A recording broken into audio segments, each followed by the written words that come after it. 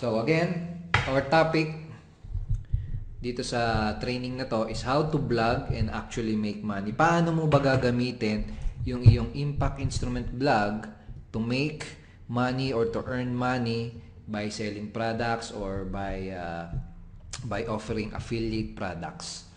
Okay? So, ang isang konsepto na gusto kong ituro sa inyo, no, para magawa niyo 'yan, yung ano na 'yan, yung intention na 'yan, no, make money using your blog, ay tinatawag na blogging with a purpose. Kailangan alam mo yung purpose o yung magiging papel na gagampanan ng iyong blog para mag-work siya, no, para magawa mong kumita. Okay? And gusto ko mang gawin mo, ang gusto kong gawin mo ay isipin mo na yung magiging vlog mo or yung existing vlog mo ngayon sa Impact Instrument ay para yang TV station.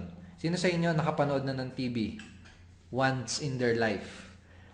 Sige, siyempre tayong lahat, no? Almost all of us, no? Nakapanood na ng TV, no? And yung vlog mo is like a TV station. And here's why. Your vlog is like a TV station. 'Di ba? Ang TV station kailangan niya makapag-attract ng mga audience.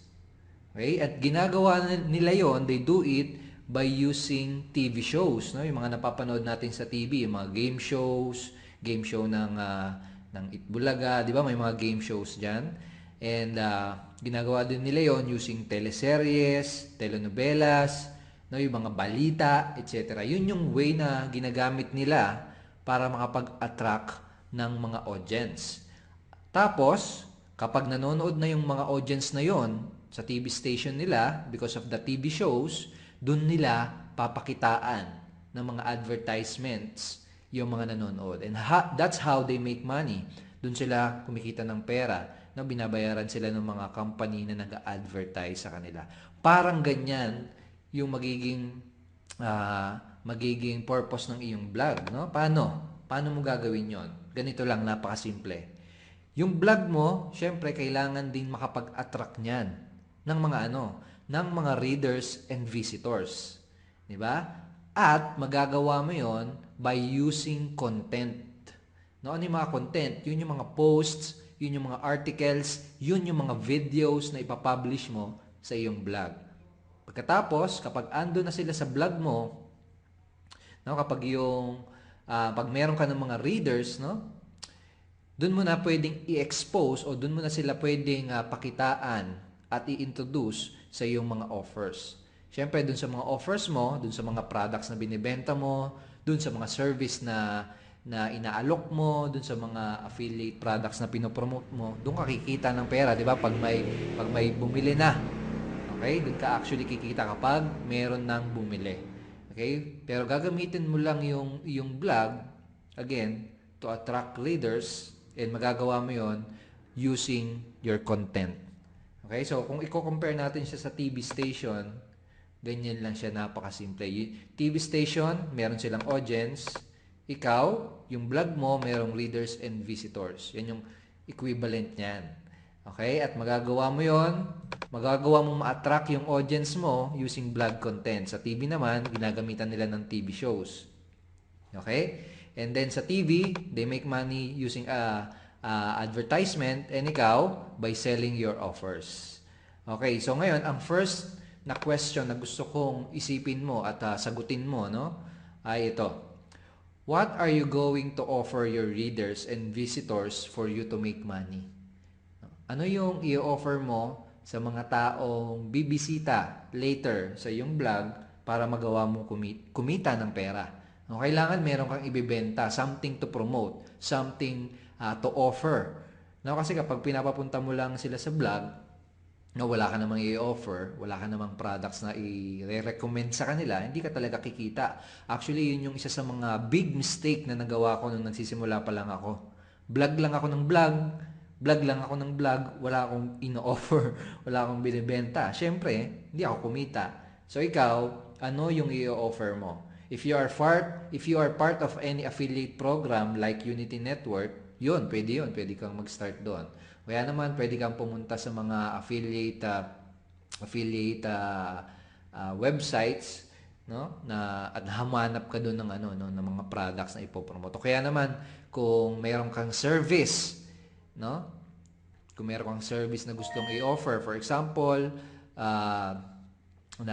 nag-offer ka ng consulting, no? Nag-offer ka ng coaching, o kaya naman nagbebenta ka ng bahay. Kung for example, real estate agent ka, no? So, yan ang unang tanong na kailangan mong masagot. Hindi ka kikita hanggat wala ka ng offer. Now, what are you going to offer your readers and visitors for you to make money? So sa inyo, alam niyo na ba yung sagot dyan? Okay? Alam niyo na ba yung sagot dyan? Dapat alam nyo. Okay? So, next question na gusto kong itanong ay, who are the type of people, no? Leaders or readers and visitors do you want to attract? Actually, ang much better na questions na kailangan mong sagutin, no? Na question na kailangan mong sagutin ay ito. Yung pangalawa, who are the type of people that are most likely to buy your offer? Sino sa tingin mo yung mga tipo ng tao na tingin mo ay bibili nung iyong offer, nung iyong product, nung iyong service? Sino kaya sila? No? Alam mo na ba kung sino? So, isusulat mo yan later sa papel. O kaya kung may papel ka ngayon, may ballpen at paper ka ngayon, pwede mo na isulat yan. Okay? And pangatlong question, what type of blog contents, no? Anong mga klaseng article, anong mga klaseng blog posts or videos ang sa tingin mong makakapag-attract, no? Nung mga tao na 'yon, no? Ng mga target readers mo na 'yon. Okay? And remember this. Remember this, guys, People watch TV because of the shows, no? Tayo mga tao, nanonood tayo ng TV hindi dahil sa commercial, no? Hindi dahil gusto nating manood lang ng TV. No, actually, humaharap tayo sa television, no? At least most people, no? Humaharap sa television para panoorin yung mga palabas. 'Di ba? Imagine mo yung TV puro commercial lang. Tingin mo may manonood pa? Wala na. Okay? Most people nanonood, no, nagtutune in sa isang TV station ay dahil doon sa mga palabas. Okay? So ikaw din, yun din yung dapat mong pagkatandaan sa iyong pagbablog, okay? Sa iyong pagma-market online actually, no? Hindi lang sa pagbablog. People will visit your blog, okay? Because of your contents. Okay? Malinaw ba 'yon? Okay, so ngayon, basically, ang purpose ng iyong blog, no?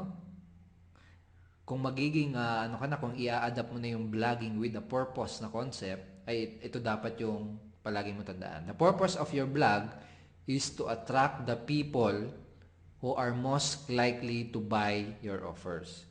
Ang papel lang niyan ay para i-attract, no, yung mga tao na most likely bibili. No, hindi ang purpose niyan ay ibenta yung product mo, kasi yung iba ganun eh. Nakikita ko may mga blog post binibenta na agad doon yung mga supplement nila, no, gumagawa ng mga post na na nagbebenta kaagad, nagpi-pitch kaagad, no? Ang purpose lang niyan ng mga blog post mo, ng mga article mo is to attract first, no, yung mga tao na most likely bibili at magiging customer mo. Okay, at magagawa mo 'yon by publishing contents, no, na magiging interesado yung mga target readers mo. Okay, kapag ando na sila, no? Kapag ando na sila doon sa blog mo, tsaka mo lang sila pwedeng i-expose or i-lead at papuntahin sa yung mga offer page. Okay, so parang ganito 'yan. Kung i-visualize natin, gagawa tayo ng visualize process, no? Target readers mo, unang-una, i-attract mo sila using your contents on your blog. Okay? And then sa blog mo may offer sila, and then after mo silang pakitaan ng offers, saka doon mo sila i-lead sa iyong sales funnel. So bigyan ko kayo ng magandang example. Okay, para mas maintindihan. If you are selling, sabihin natin nagbebenta ka ng mga property, no? Like condo. Okay? If you are selling properties like condos, no? Yan yung offer mo basically. Diyan ka kikita kapag may bumili ng condo mo. Okay? If you are selling properties like condominiums, you need to publish contents that will interest condo buyers. Okay? Publish ka ng content na magiging pagkakainteresan na basahin ng mga condo buyers. For example, ito, 7 useful tips when buying a condo unit. Kaya naman, things to remember when buying a condo in the Philippines. And actually, mga totoong blog post yan na nakita ko while doing a quick search on Google, no? So, yan, no? These are highly traffic blog, no? Marami nagpupunta dito sa blog na to dahil sa mga content, no? So, another example, ito, 7 useful tips when buying a condo unit. Okay, so ito question, tingin mo, yung mga tao na gustong bumili ng condo in the very near future, tingin mo magiging interested na basahin yung mga ganong contents? Yes or no? Tingin mo yung mga interested na people na bibili ng condo ay tingin mo magre-research ng mga ganong klaseng information sa internet? No? Ang sagot is yes, no? People who are looking to buy a condo property would be interested in reading those content, no? So, dahil nga interested silang basahin yung ganong klaseng content, they will be visiting your blog, no? Siyempre, para basahin yung content mo. Tapos pag ando na sila sa blog mo, you can start exposing them to your offers. Okay, ganun kasimple. Another example, if you are selling weight loss products, no, like slimming supplements or weight loss training programs, sabihin natin mga ebook, mga training videos about weight loss, no? Yan yung offer mo. Yan yung ibinebenta mo, sabihin natin. You need to publish contents that will interest people who wants to lose weight. For example, 10 useful tips for weight loss, how to lose weight faster but safely. Para mga ganyan. Ito actually yung mga real examples na pinapublish ng mga blog, no, na tina-target yung mga ganyang klaseng readers. Ayan. 10 weight loss tips, we tried them, no, how to lose weight faster but safely. So madaming tao nagpupunta diyan because they are interested, no, to read those content dahil na gusto nilang magpa-sexy, no? So people who wants to lose weight, again question tingin mo yung mga tao na gustong magpa-sexy, magpapayat would be interested to visit that blog and to read those content? Yes naman, di ba? Pupuntahan nila yung blog. Tapos dun sa blog, dun na nila o-offeran, no? In this blog, in this example, mga Google Ads yung kanilang way, no? Kanilang way para kumita. Pero kung sakaling ikaw nagbebenta ka ng sabihin natin weight loss training program, syempre ang ilalagay mo doon ng mga offer ay yung mga weight loss training program na yon. Yung banner mo, no, imbis na yan, yung banner mo ay yung mag-i-introduce sa kanila doon sa offer mo na yon. So nagigets ba yon?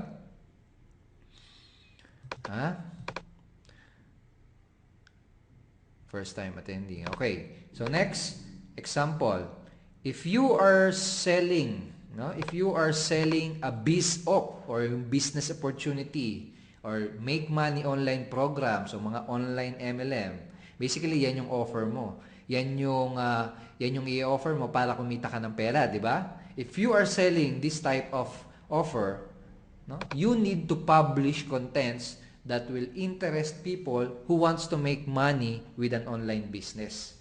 Na magpapublish ka ng mga content na gugustuhin basahin ng mga tao na gustong kumita ng pera sa internet with an online business. For example, 18 ways to make money online, how to build your MLM business online, para mga ganyan. Ito yung mga real examples na nag-gather natin during a quick Google search. How to build your MLM online in 60 days, 18 internet business ideas to make money online. Ito sa Pilipinas, no? Work from home and make money online in Philippines, legit ways. Ang daming napupunta dyan, daming comments na nakita ko. 3 major ways to make money online in the Philippines, etc. No? So, ganyan yung mga klase ng mga contents na ipapublish mo. Dahil ito, question again, Tingin mo yung mga tao na gustong kumita sa internet o gustong kumita ng extra income, tingin mo magkakaroon sila ng interest, mag-e-effort sila para puntahan yung vlog mo, para basahin yung mga contents na yon? Ano sa tingin mo? Yes or no?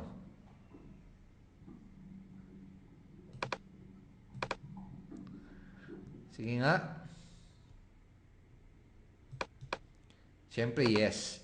Okay, so ganun. Ganun mo gagamitin yung vlog mo, no? Hindi ka kagad magbebenta sa vlog mo. Again, ang purpose ng iyong vlog ay para lamang makapag-attract ng mga tao na most likely bibili ng iyong offer. So, gusto kong itatak yan sa isip ninyo, no? The purpose of your vlog is to attract. No? Attract lang muna. And magagawa mo yon by publishing content, na publishing content na nababasahin ng mga target audience na yon, yung mga target readers na yon.